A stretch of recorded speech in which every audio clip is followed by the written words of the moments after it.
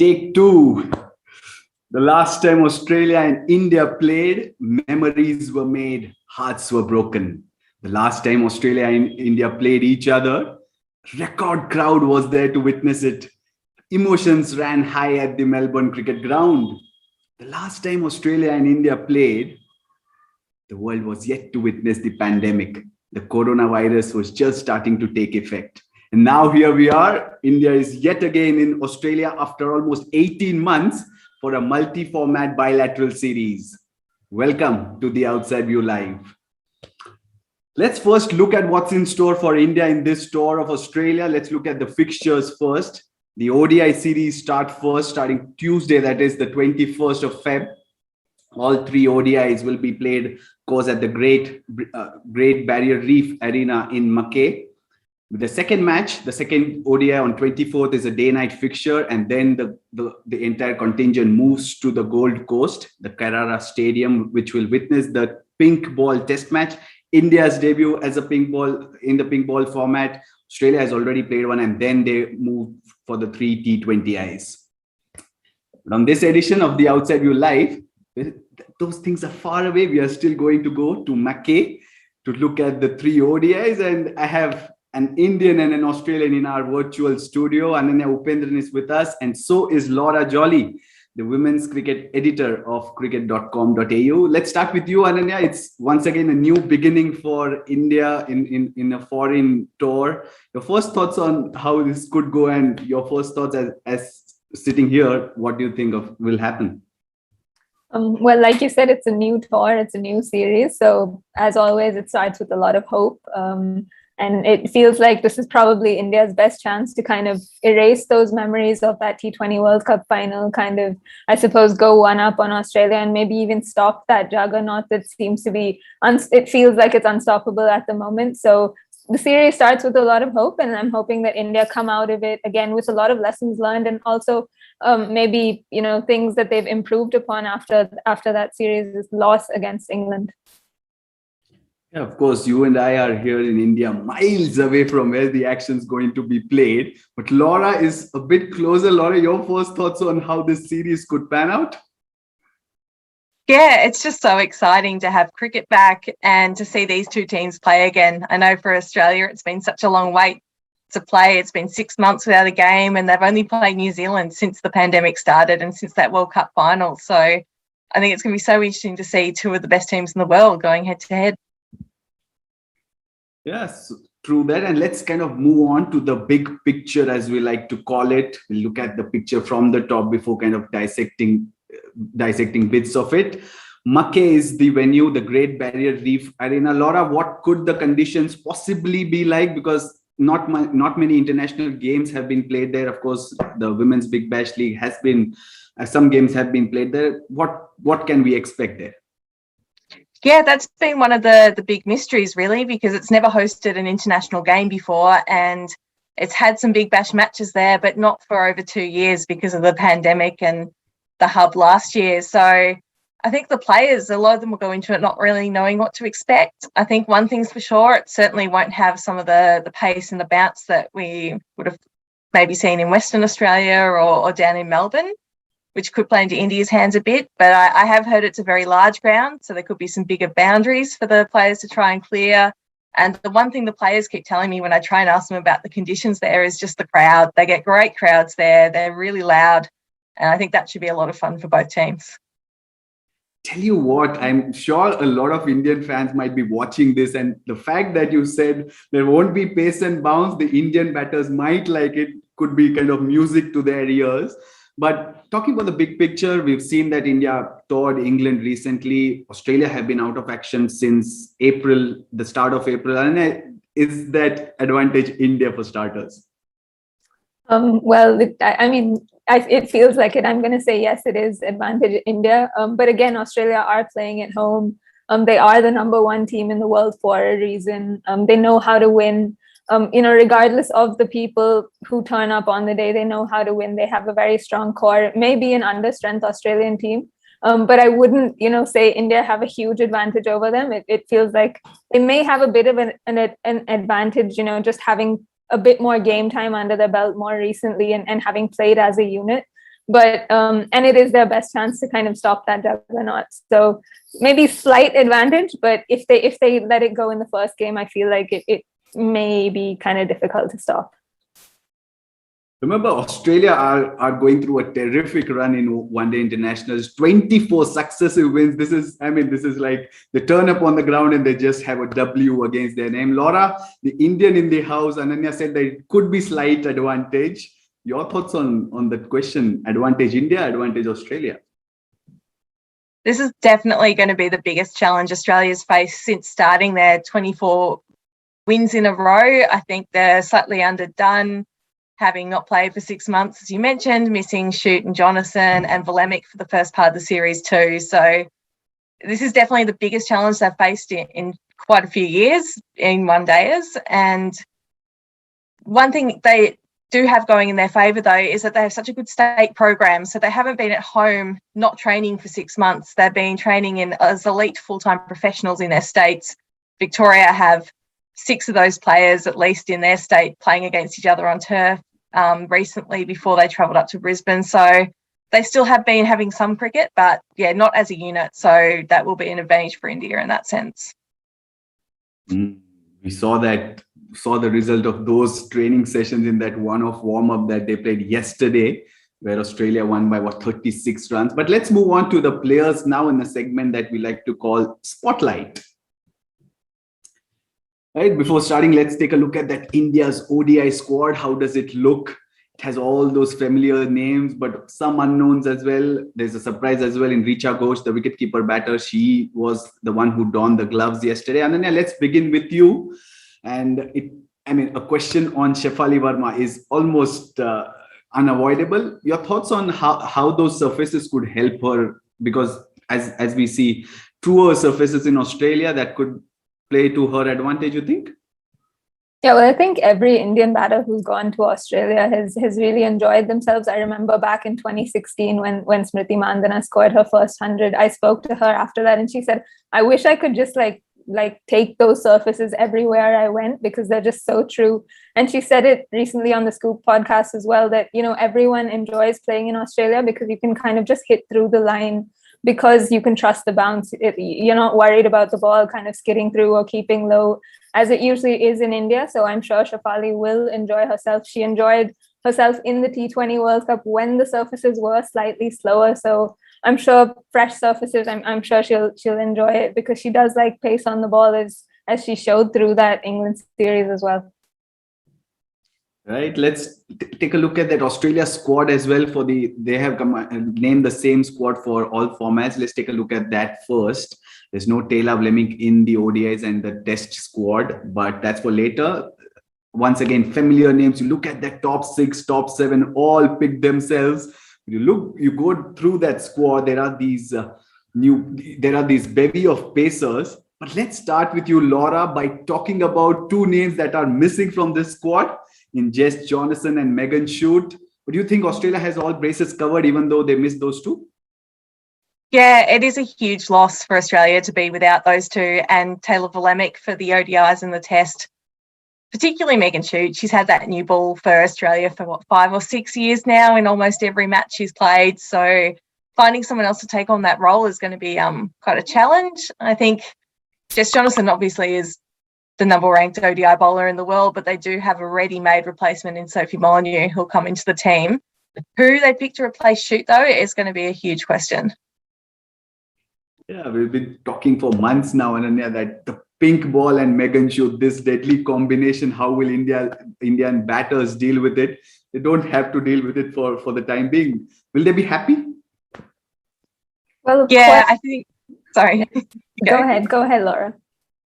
I was going to say it's probably not quite what the Australian Brains Trust would have imagined when they first thought there'd be a day-night test at the WACA, Megan Shute, Darcy Brown, Taylor Volemic coming in with the pink ball. It's certainly going to look a little different to that in the Gold Coast with a few of those players out. Yeah, I mean, coming back to your question, I'm sure the Indians will be happy. I mean, Megan Shute has kind of troubled them for a long time now. And, not having to see that ball kind of searing into their pads, the Indians have a habit of kind of playing around their pads. So they'll definitely be happy that they don't have to worry about Megan Shute and her swing. Right?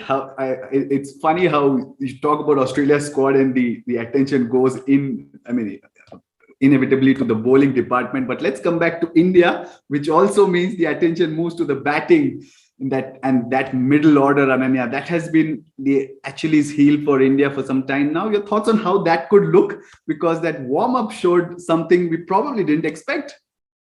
Yeah, I know. I think after the 100, everyone just assumed that Jemimah Rodrigues would kind of slot back into that Indian middle order, the form she showed, the form she was in.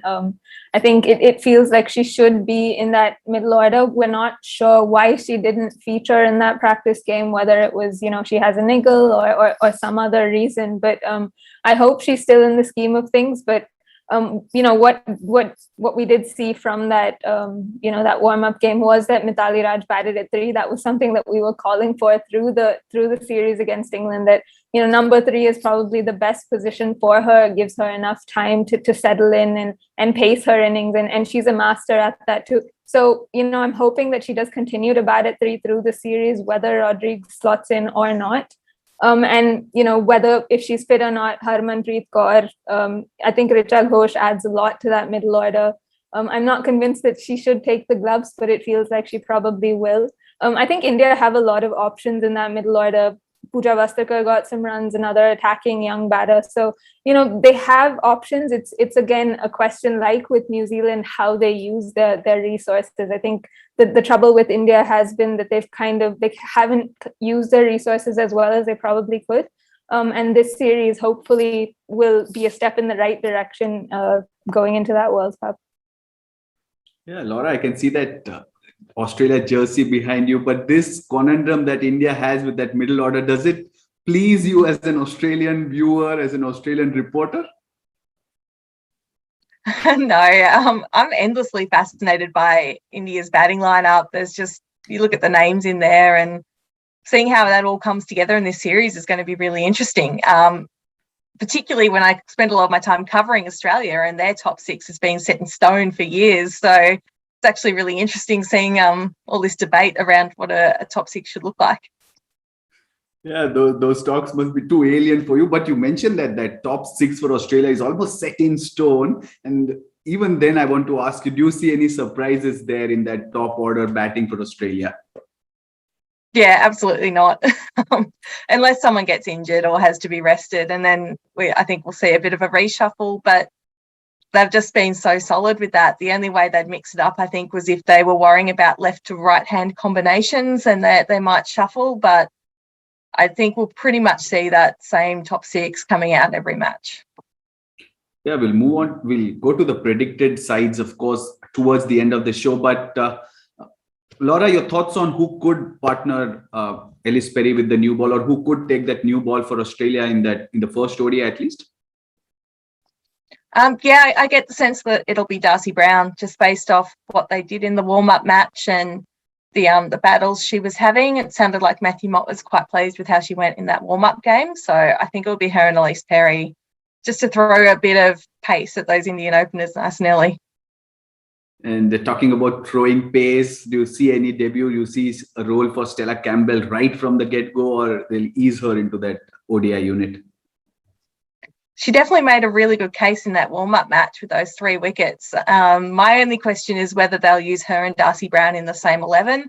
In New Zealand, they were alternating Darcy and Taylor Volemic match to match and resting them. And coming out of quarantine for Stella, I don't know if they'll use her in every match. So I think she's a good chance of playing, though. I'd really like to see her and Darcy play that first ODI. Well, I know, Ananya, you listen to these talks and almost drool over the fact that you're talking about pacers. Laura, for if you don't know, she's our hashtag team pacer flag bearer in this studio. So Ananya, let's come to the Indian side of things.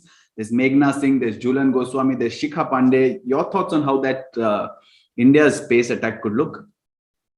Well, I think Jhulan Goswami, of course, is going to take the new ball. I'm hoping that Shikha Pandey partners her. We're not sure whether she too has a niggle. I think she didn't feature in that warm-up game, so I'm assuming she has a niggle. But if she's fit, I'd like to see her take the new ball along with Jhulan Goswami. And I think Pooja Vasarkar, I've been saying this for a long time, a very, very handy all-rounder, and someone India should invest in to kind of, someone who could potentially play the role of an Natalie Siver or a Sophie Devine. She can become a genuine all-rounder, and we need to invest in her. So I'd like to see her be the third seamer. She's not as consistent as she could be, but I think, that way we can take a leaf out of Australia's book and maybe use her as an enforcer, because in her first series in 2018, I remember she came in and bowled a couple of bouncers at Alex Blackwell, and Alex Blackwell came out of that game and said, I was pleasantly surprised by it. It's nice to see aggression from young Indian pacers. So she has the raw material. So I'm hoping India invests in her in the long term, and she should play the role of a third seamer. But again, there's someone like Meghna Singh who has kind of broken, bashed down the door and gotten into this side. But again, she's kind of like a new ball bowler, slightly one-dimensional. So I think it'll be a toss-up between her and Pandey, depending on fitness. They may rotate them through just to see what Meghna can provide. But just to start off, I hope India go with Jhulan, Shikha Pandey, and Pooja Vasarkar. Right. For those of you watching and wondering who Meghna Singh is or who Renuka Singh Thakur, who's in the T20 squad, is, you'll know more of it if you just go back and check the India squad analysis that we had done earlier. Ananya speaks highly of them and also tells the world who they are and what we can expect. But Ananya, let's stick with India and talk about the spinning options that they have. Poonam Yadav, Rajeshwari Gaikwad, there's Ekta Bisht as well. Who do you see play in that, at least the first ODI for starters? Well, I think that'll be an interesting one. I mean, Deepti Sharma kind of plays her roles as an all-rounder, so she takes one of those spots. But just considering how Sneha Rana did through that tour of England, I feel like, and with the number of left-handers in that Australian lineup, Sneha Rana will probably take the second spinner spot. And I think it will probably be a toss-up between someone like Poonam Yadav and Rajeshwari Gaikwad. I'm not sure whether Rajeshwari is fully fit. And considering the performances in that warm-up game, I think Poonam Yadav will pip her, also just because she's had a lot of success against Australia, and they may just want to throw her in the first game. Right. Once again, coming back to Australia, for those of you again watching, we have analyzed the Australian squad as well. The video will be out tomorrow, so you can know more about that squad as well, as Laura has talked about them. But for this, ahead of the first ODI, Laura, Nicola Carey, it seemed as if she had picked an injury after that warm-up game. Do you see her fit, or will either of Talia McGrath or Annabelle Sutherland replace her? Yeah, so Nicola Carey, it sounds like she picked up a bit of an abdominal strain in training last week. So she sat out that warm-up match, didn't bowl or bat.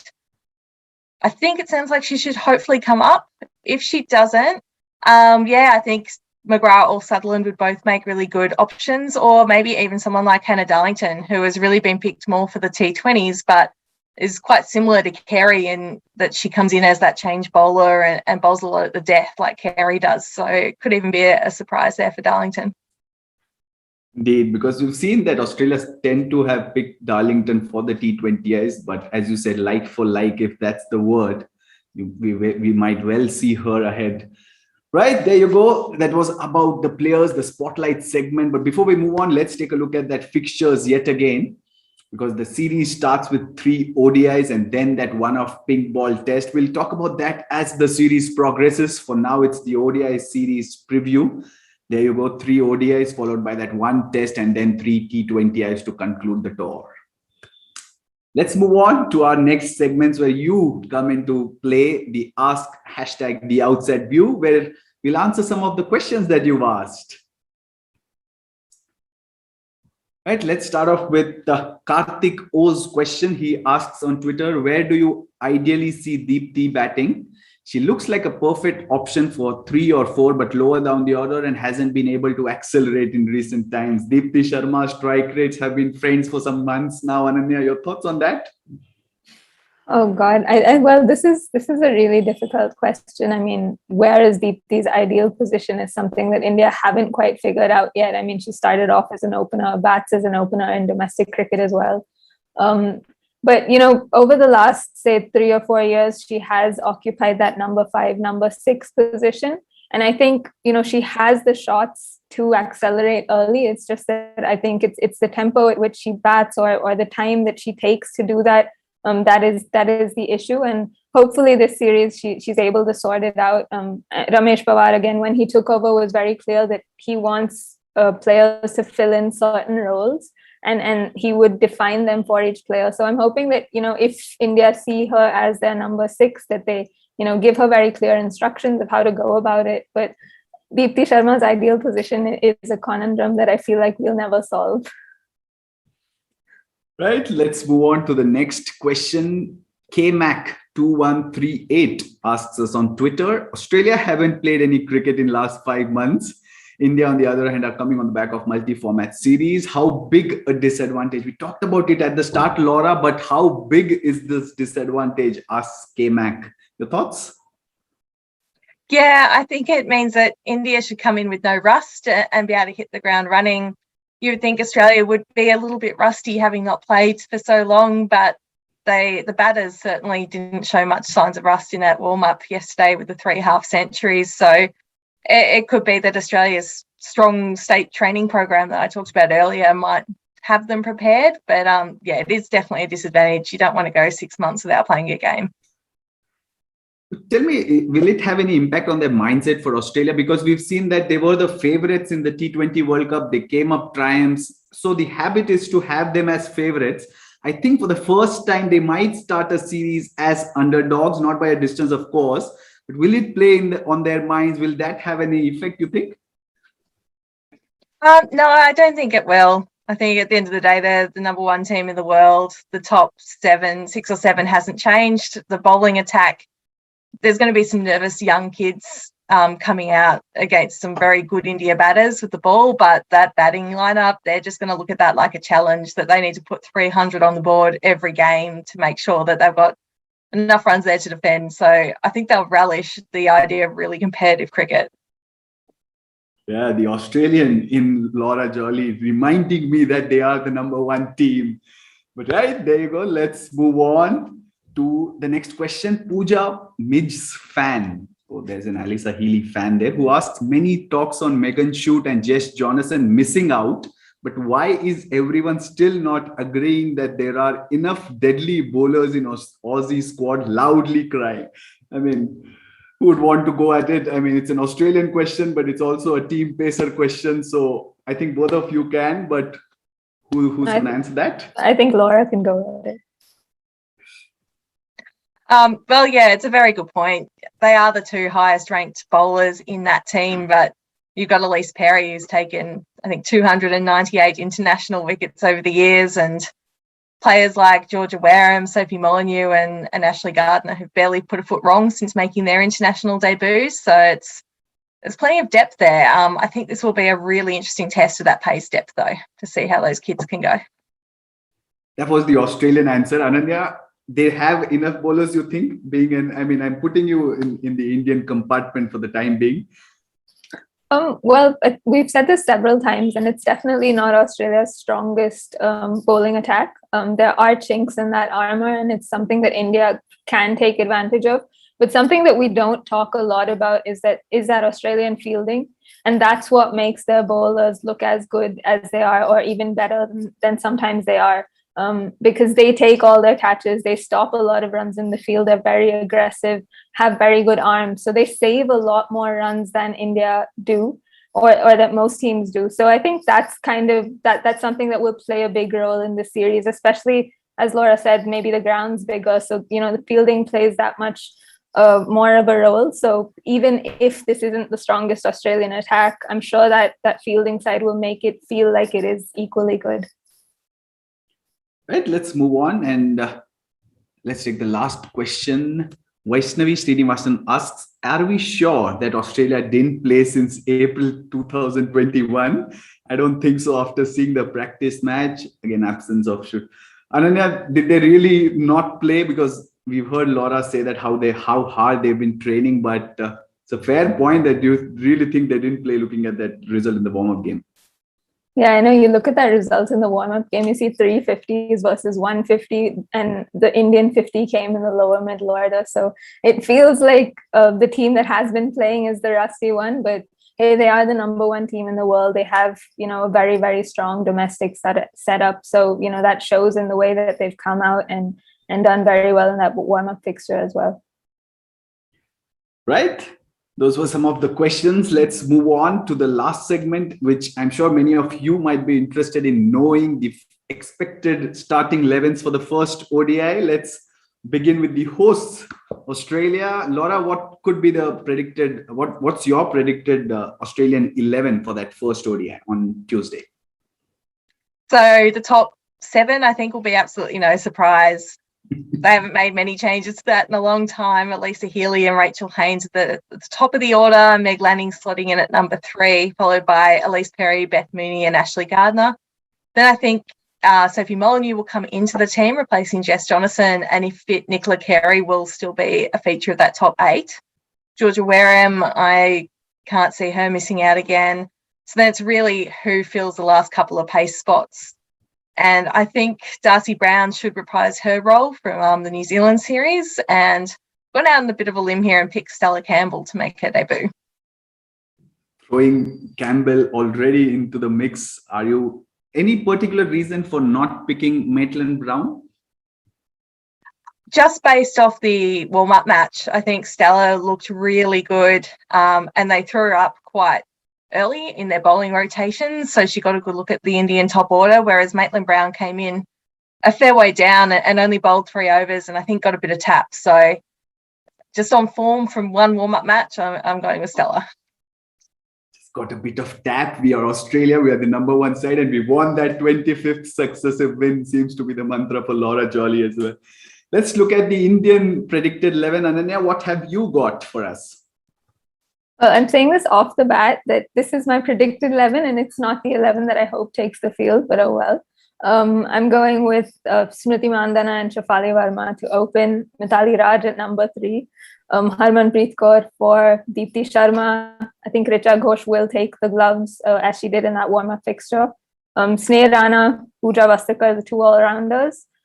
If fit, I hope Shikha Pandey is fit, and then Jhulan Goswami and Poonam Yadav as the 3rd spinner. So that's the team that I think will take the field. I hope India somehow find space for Jemimah Rodrigues. I think she should play at some point, but I don't see it quite happening in the first ODI. I can see conditions apply if fit in front of Harmanpreet Kaur's name as well. But if not, who makes it to your 11 for the first ODI? Well, if Harmanpreet Kaur isn't fit, then I'd hope that they slot in Jemimah Rodrigues. But from that warm-up fixture, it looks like someone like Yastika Bhatia may make her debut. And she did make a good account of herself. So I don't see why she shouldn't take that place. Right, there you go. Those were the predicted 11s for the first ODI. You can let us know yours as well in the comment section. But we've come to the end of the previews for the ODIs on this edition of The Outside View Live. It seemed to be a quieter space between an Australian and an Indian. Not sure if that will be the case when the teams take center stage from September 21, the Tuesday. Let's see what happens there. But of course, with Women's Cricket Zone, we'll be with you before the game, during the game, and after the game on every match day. So do keep an eye out for that. And special thanks to Laura for staying awake at night and joining us to preview these ODIs. Ananya, thanks to you as well. We'll see you around in this on this show, The Outside View Live. Till then, thank you. Take care. Stay safe.